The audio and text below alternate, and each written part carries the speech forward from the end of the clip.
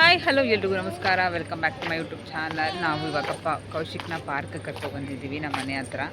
ಅವ್ನು ನೋಡೋಣ ಹೇಗೆ ಆಟಾಡ್ತಾನೆ ಅಂತ ಅಂದ್ಬಿಟ್ಟು ನಿಮಗೂ ಕೂಡ ತೋರಿಸ್ಕೊಡ್ತೀನಿ.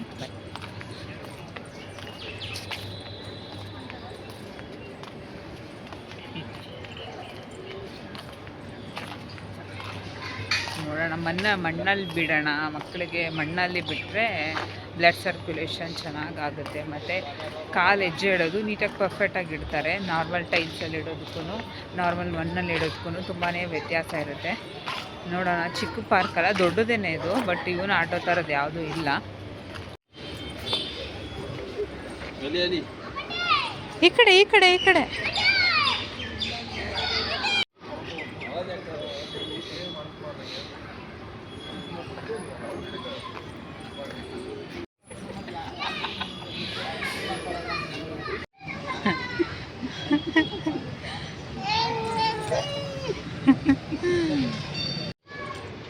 ಕೌಶಿಕ್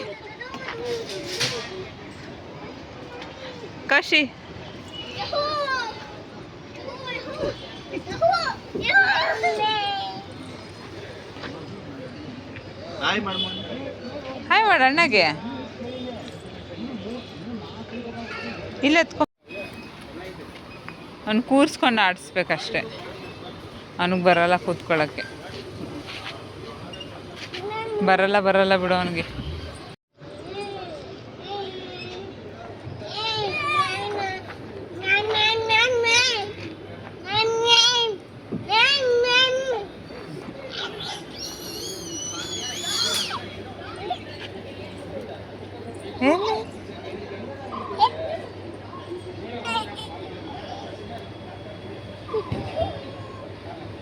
ನೋಡಿಲಿ ಕೌಶಿಕ್, ಓಯ್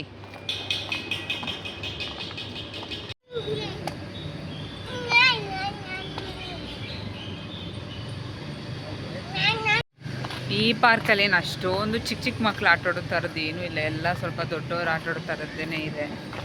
ಇನ್ನೊಂದು ಪಾರ್ಕ್ ಇದೆ, ಅಲ್ಲಿ ಹೋಗೋಣ ಅಂದ್ಬಿಟ್ಟು. ಅಲ್ಲಿ 1 ಇಯರ್ ಬೇಬಿಗೆಲ್ಲ ಚಿಕ್ಕದು ಆಟ ಆಡೋ ಥರದ್ದೆಲ್ಲ ಇದೆ. ಅಲ್ಲಿಗೆ ಹೋಗೋಣ ಅಂತಂದ್ಬಿಟ್ಟು ಇವಾಗ ಹೋಗ್ತಾ ಇದ್ದೀವಿ. ಅದೂ ಕೂಡ ಇಲ್ಲೇ ನಮ್ಮ ಈ ಪಾರ್ಕಿಂದ ಒಂಚೂರು ಒಂದು 2 ಸೆಕೆಂಡ್ ಆಗುತ್ತೆ ಅಷ್ಟೇ. ಇವಾಗ ಹೋಗ್ಬಿಟ್ಟು ಜಿಮ್ಮೆಲ್ಲ ಇದೆ ಇವಾಗ. ಪ್ರತಿಯೊಂದು ಪಾರ್ಕಲ್ಲೂ ಮೊದಲು ಜಿಮ್ ಇರಲಿಲ್ಲ, ಇವಾಗ ಎಲ್ಲ ಕಡೆ ಫುಲ್ಲು ಕ್ಲೀನಾಗಿ ಮೇಂಟೈನ್ ಮಾಡ್ತಾರೆ. ಜಿಮ್ ಇದೆ, ವರ್ಕೌಟ್ ಎಲ್ಲ ಮಾಡೋರು ಬಂದು ಮಾಡ್ಬೋದು. ಮನೆ ಹತ್ರ ಇದ್ದರೆ ಚೆನ್ನಾಗಿರುತ್ತೆ. ಮನೆ ಹತ್ರ ಈ ಥರದ್ದಿದ್ದರೆ ಬಂದು ಆರಾಮ್ಸೆ ಆಟ ಆಡ್ಬೋದು. ಏನಾದರೂ ಮಕ್ಕಳನ್ನ ಕರ್ಕೊಂಬರ್ಬೋದು. ದೂರ ಇತ್ತು ಅಂದರೆ ತುಂಬಾ ಕಷ್ಟ. ನಾನು ಬರೋಕ್ಕಾಗಲ್ಲ, ಗಾಡೀಲಂದರೆ ಬರ್ಬೋದು ಅಷ್ಟೇ. ಸೊ ಅದರಿಂದ ಇವತ್ತು ನಮ್ಮ ಮನೆ ಫ್ರೀ ಇದ್ದರು ಅಂದ್ಬಿಟ್ಟು ಬಂದಿದ್ದೀವಿ. ನೋಡೋಣ, ಅಲ್ಲಿ ಹೋಗ್ತೀವಿ. ಅಲ್ಲಿ ತೋರಿಸ್ತೀನಿ. ಲಾಸ್ಟ್ ಟೈಮ್ ತೋರಿಸಿದ್ದೆ ಪಾರ್ಕ್ನ, ಮತ್ತು ಇವಾಗ ಇನ್ನೊಂದ್ಸಲಿ ಹೋಗೋಣ ಅಂತಂದ್ಬಿಟ್ಟು ಇವಾಗ ಲಕ್ಷ್ಮೀ ಪಾರ್ಕ್ ಬಂದಿದ್ದೀವಿ. ಇದು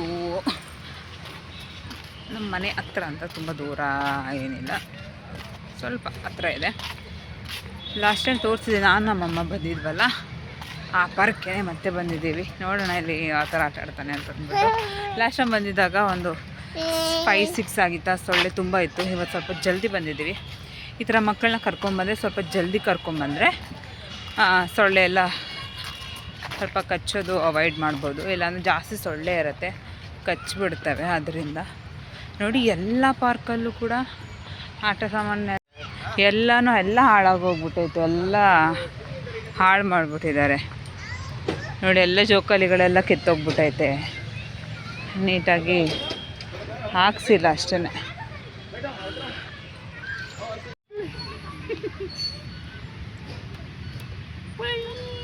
ಈ ಥರ ಚಿಕ್ಕದಿದ್ದರೆ ಮಕ್ಳು ನೋಡಿದ್ರೆ ಅದ್ರಲ್ಲಿ ಕುತ್ಕೊಳ್ಳೋಕ್ಕಾಗಲ್ಲ, ಬಟ್ ಈ ಥರದ್ರಲ್ಲಿ ಕುತ್ಕೊಬೋದು.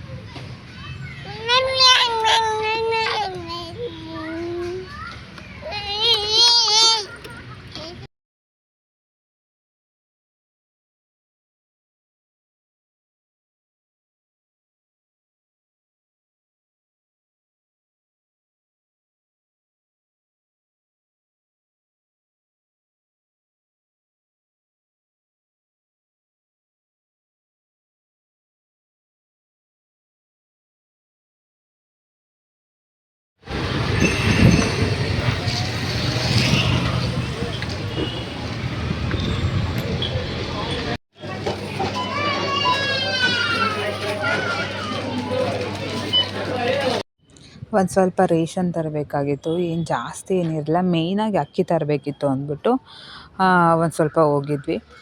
ಏನೋ ಒಂದು 4 ಐಟಮ್ ತೊಗೊಂಡ್ವಿ ಅಷ್ಟೇ. 4,000 ಎಗರೇ ಹೋಯ್ತು. ನಿಜವಾಗ್ಲೂ ಬರ್ತಾ ಬರ್ತಾ ಎಲ್ಲಾದ್ರ ರೇಟು ಕೂಡ ಗಗನಕ್ಕೇರ್ತಾ ಇದೆ. ಇವಾಗಿರೋ ಥರ ನೆಕ್ಸ್ಟ್ ಮಂತ್ ಹೋದಾಗೆ ಇರಲ್ಲ, ಜಾಸ್ತಿ ಆಗಿಬಿಟ್ಟಿರುತ್ತೆ. ಏನೂ ಮಾಡೋಕ್ಕಾಗಲ್ಲ, ಇವಾಗಿನ ಸರ್ಕಾರನೇ ಹೀಗೆ ಅಂತಲೇ ಹೇಳ್ಬೋದು. ಏನೋ ಒಟ್ನಲ್ಲಿ ತಗೊಳ್ತಾನೇ ಇರಬೇಕು, ಎಷ್ಟಾದರೂ ತೊಗೊಳ್ಳೋ ಅಂಥದ್ದನ್ನು ತಗೊಳ್ಳೇಬೇಕು. ನಮ್ಮ ಮನೆಯವರು ಮೊನ್ನೆ ನಾನು ಪಾನಿಪುರಿ ಮಾಡಿದ್ನಲ್ಲ, ಗೋಲ್ಗಪ್ಪ ಮಾಡಿದ್ನಲ್ಲ, ಆವಾಗ ಅವ್ರು ತಿಂದಿರಲಿಲ್ಲ ಅಂದ್ಬಿಟ್ಟು ಒಂದು ಪ್ಲೇಟ್ ತಿಂದರು. ಆಮೇಲೆ ನಾವು ಅಲ್ಲೇ ಸ್ವಲ್ಪ ದೋಸೆನ ತೊಗೊಂಡ್ವಿ. ನನಗೆ ದೋಸೆ, ಈ ಥರ ದೋಸೆ ಇಷ್ಟ ಆಗುತ್ತೆ, 99 ವೆರೈಟಿ ದೋಸೆ. ಬಟ್ ಇದರಲ್ಲಿ ಏನಂದರೆ ಚೀಸ್ ಹಾಕ್ಬಿಟ್ಟಿದ್ರು. ನಾನು ಹೇಳಿರಲಿಲ್ಲ ಅಂದರೂ ಚೀಸ್ ಹಾಕ್ಬಿಟ್ಟಿದ್ರು. ನನಗೇನು ಅಷ್ಟೊಂದು ಇಷ್ಟನೇ ಆಗಲಿಲ್ಲ. ಆಮೇಲೆ ನಮ್ಮ ಮನೆಯವರು ಪಾವ್ ಭಾಜಿ ತಗೊಂಡಿದ್ರು. ಮತ್ತು ಇಲ್ಲಿ ನಾನು ನನ್ನ ಫೇವ್ರೆಟ್ ಮತ್ತು ಸೂಪರಾಗಿರುವಂತಹ ಒಂದು ಈಸಿಯಾಗಿ ಕ್ವಿಕ್ಕಾಗಿ ಮಾಡುವಂತಹ ಒಂದು ಲಂಚ್ ಬಾಕ್ಸ್ ರೆಸಿಪಿ ಅಥವಾ ಟಿಫನ್ಗೆ ಯಾವಾಗಾದರೂ ಇದನ್ನು ಒಂದ್ಸಲಿ ಟ್ರೈ ಮಾಡಿ. ಮಾವಿನಕಾಯಿ ಚಿತ್ರಾನ್ನನ ಫಸ್ಟು ಎಣ್ಣೆ ಹಾಕ್ಕೊಂಡಿದ್ದೀನಿ, ಒಂದು 4-5 ಟೇಬಲ್ ಸ್ಪೂನು. ಅದಕ್ಕೆ ಕಡಲೆಬೀಜ, ಅದು ಚೆನ್ನಾಗಿ ಫ್ರೈ ಆದಮೇಲೆ ಸಾಸಿವೆ, ಕಡಲೆಬೇಳೆ, ಉದ್ದಿನಬೇಳೆ ಇದಿಷ್ಟನ್ನು ಹಾಕಿ ಕಲರ್ ಸ್ವಲ್ಪ ಚೇಂಜ್ ಆಗೋವರೆಗೆ ಫ್ರೈ ಮಾಡ್ಕೊಬೇಕು. ನನಗೆ ಗೊತ್ತಿಲ್ಲ, ನಾನು ಆಚೆ ಕಡೆ ಯಾವತ್ತೂ ಲೆಮನ್ ರೈಸ್ ಆಗಿರಲಿ ಅಥವಾ ನಾರ್ಮಲ್ ರೈಸು, ಈ ಥರ ಮ್ಯಾಂಗೋ ಚಿತ್ರಾನ್ನ ನಾನು ಯಾವತ್ತೂ ತೊಗೊಂಡಿಲ್ಲ. ನನಗೆ ಗೊತ್ತಿಲ್ಲ ಆಚೆ ಕಡೆ ಯಾವ ಥರ ಟೇಸ್ಟ್ ಇರುತ್ತೆ ಅಂತ ಅಂದ್ಬಿಟ್ಟು. ಇದು ನಾನು ಒಂದು 5 ನಿಮಿಷದಲ್ಲಿ ಮಾಡುವಂತಹ ಒಂದು ರೆಸಿಪಿ ಅಂತಲೇ ಹೇಳ್ಬೋದು. ತುಂಬ ಈಸಿಯಾಗಿ ಮಾಡ್ಕೊಂಬಿಡ್ಬೋದು. ಮತ್ತು ಇದಕ್ಕೆ ಒಂದು ಸ್ವಲ್ಪ ಹಸಿಮೆಣ್ಸಿನ್ಕಾಯಿನ ಹಾಕ್ತಾಯಿದ್ದೀನಿ. ಖಾರಕ್ಕೆ ಎಷ್ಟು ಬೇಕು ಅಷ್ಟು ನೋಡಿಕೊಂಡು ಹಸಿಮೆಣ್ಸಿನ್ಕಾಯಿನ ಸೇರಿಸ್ಕೊಬೇಕು. ಒಂದು ಸ್ವಲ್ಪ ಅದು ಚೆನ್ನಾಗಿ ಬೇಯೋ ತನಕ ಇರಬೇಕು. ಯಾಕೆಂದರೆ ಹಸಿಮೆಣ್ಸಿನ್ಕಾಯಿ ಗ್ಯಾಸ್ಟ್ರಿಕ್ಕು ಆಗ್ತಾಯಿರುತ್ತೆ. ಸೊ ಅದರಿಂದ ಎಣ್ಣೆಲಿ ಎಷ್ಟು ಚೆನ್ನಾಗಿ ಫ್ರೈ ಆಗುತ್ತೆ, ಗ್ಯಾಸ್ಟ್ರಿಕ್ ಇರೋದಿಲ್ಲ, ಎದೆ ಉರಿ ಬರೋದಿಲ್ಲ. ಮತ್ತು ಇದಕ್ಕೆ ಕರಿಬೇವು ಹಾಕ್ಕೊತಾ ಇದ್ದೀನಿ. ನಾನು ಹಾಕಿರೋದ್ರಲ್ಲಿ ಒಂದಿಲ್ಲ ಅಂದ್ರೂ ಚೆನ್ನಾಗಿರಲ್ಲ, ಎಲ್ಲನೂ ಹದವಾಗ ಹಾಕಿದ್ರೆ ಮಾತ್ರ ಚೆನ್ನಾಗಿ ಬರೋದು, ಯಾವುದೇ ಒಂದು ಅಡುಗೆ ಆದ್ರೂ ಅಷ್ಟೇ. ಇದಕ್ಕೆ ಅರಿಶಿನ ಪುಡಿ ಹಾಕ್ಕೊತಾ ಇದ್ದೀನಿ. ಅರಿಶಿನ ಪುಡಿ ಕಂಪಲ್ಸರಿ ಹಾಕ್ಕೊಳ್ಳೇಬೇಕು, ಆವಾಗಲೇ ಕಲರ್ ಒಂಥರ ಚೆನ್ನಾಗಿ ಬರೋದು. ಎಲ್ಲನೂ 1-2 ನಿಮಿಷ ಚೆನ್ನಾಗಿ ಫ್ರೈ ಮಾಡ್ಕೊತಾ ಇದ್ದೀನಿ. ಅದಾದ ನಂತರ ಹಿಂಗೆ ಹಾಕ್ಕೊತಾ ಇದ್ದೀನಿ, ಒಂಚೂರು ಜಾಸ್ತಿಗೆ ಹಾಕ್ಕೊತಾ ಇದ್ದೀನಿ. ಹಿಂಗಿನ ಫ್ಲೇವರ್ ತುಂಬ ಚೆನ್ನಾಗಿರುತ್ತೆ ಚಿತ್ರಾನ್ನಕ್ಕೆ ಹಾಕಿದ್ರೆ. ಅದರಲ್ಲೂ ಈ ಥರ ಪ್ಲೇನಾಗಿ ಮಾಡ್ತೀವಿ ನೋಡಿ, ಆ ಚಿತ್ರಾನ್ನಕ್ಕೆ ಮೇಯ್ನು ಹಿಂಗು ಕೂಡ ಒಂದು ರುಚಿನ ಕೊಡುತ್ತೆ ಅಂತಲೇ ಹೇಳ್ಬೋದು. ಹಿಂಗೆ ಹಾಕಿಲ್ಲ ಅಂದರೆ ಬೇರೆ ಥರ ಟೇಸ್ಟೇ ಬಂದುಬಿಡುತ್ತೆ. ಇದಕ್ಕೆ ಮಾವಿನಕಾಯಿ ಏನಿದೆ ಅದನ್ನು ಸಿಪ್ಪೆನ ತೆಗೆದು ತುರಿದಿಟ್ಕೊಂಡಿದ್ದೀನಿ. ನಾನು ಒಂದು ಮೀಡಿಯಮ್ ಸೈಜ್ದು ಮಾವಿನಕಾಯಿನ ತೊಗೊಂಡು ತುರ್ಕೊಂಡಿದ್ದೀನಿ.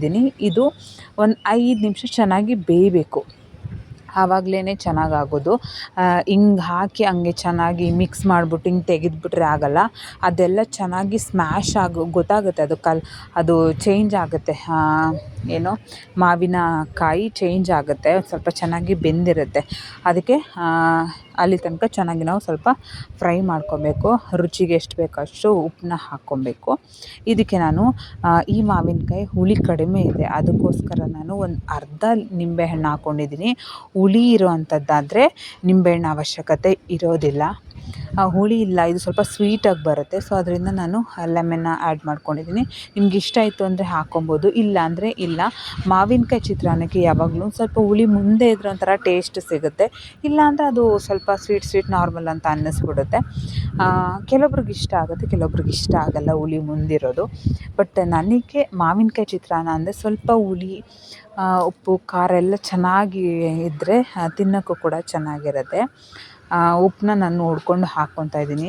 ಯಾಕಂದರೆ ಒಂದೊಂದು ಸಲ ಏನಾಗುತ್ತೆ, ಇದೇ ಗೊಜ್ಜಿಗೆ ಉಪ್ಪು ಜಾಸ್ತಿ ಹಾಕ್ಬಿಟ್ರೆ ಅದು ಅನ್ನಕ್ಕೆ ಕಲಿಸ್ದಾಗ ಸರಿ ಹೋಗೋದಿಲ್ಲ. ಎಲ್ಲ ಇದಕ್ಕೂ ಸ್ವಲ್ಪ ಜಾಸ್ತಿ ಉಪ್ಪು ಅಂತ ಅನಿಸ್ಬಿಡುತ್ತೆ. ಯಾರಿಗಾದ್ರೂ ಒಂದು ಸಲ ಆ ಥರ ಎಕ್ಸ್ಪೀರಿಯೆನ್ಸ್ ಆಗಿದ್ದರೆ ಕಾಮೆಂಟ್ ಮಾಡಿ. ಇಲ್ಲಿ ನಾನೊಂದು ಅರ್ಧ ಹಾಕ್ಕೊಂಡಿದ್ದೀನಿ ನಿಂಬೆಹಣ್ಣು, ನೋಡಿಕೊಂಡು ನೀವು ಹಾಕ್ಕೊಳ್ಳಿ ಅಷ್ಟೇ. ಸ್ವಲ್ಪ ಕೊತ್ತಂಬರಿ ಸೊಪ್ಪು ಹಾಕ್ಬಿಟ್ರೆ ಮುಗೀತು. ಅನ್ನಕ್ಕೆ ಬಿಸಿ ಅನ್ನಕ್ಕೆ ಕಲಿಸ್ಕೊಂಡು ತಿಂತಾಯಿದ್ರೆ, ಇದ್ರ ಜೊತೆಗೆ ಕೆಂಪು ಚಟ್ನಿ ಇದ್ರಂತೂ ಮುಗ್ದೇ ಹೋಯ್ತು. ತಿಂತಾಯಿದ್ರೆ ಕಳೆದೋಗ್ತಾ ಇರ್ತೀವಿ, ಅಷ್ಟು ಚೆನ್ನಾಗಿರುತ್ತೆ.